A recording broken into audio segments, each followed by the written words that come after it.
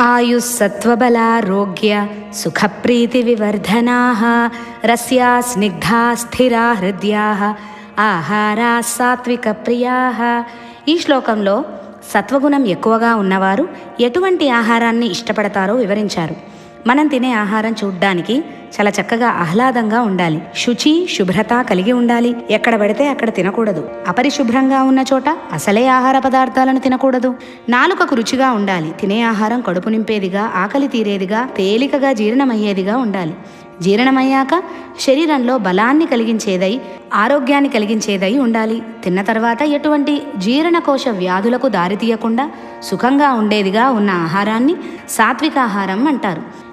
ఇటువంటి ఆహారం రుచిగా ఉండడానికి పదార్థాలు తయారు చేసేటప్పుడు లేక తినేటప్పుడు ఘృతం, నెయ్యి వేసుకోవాలి.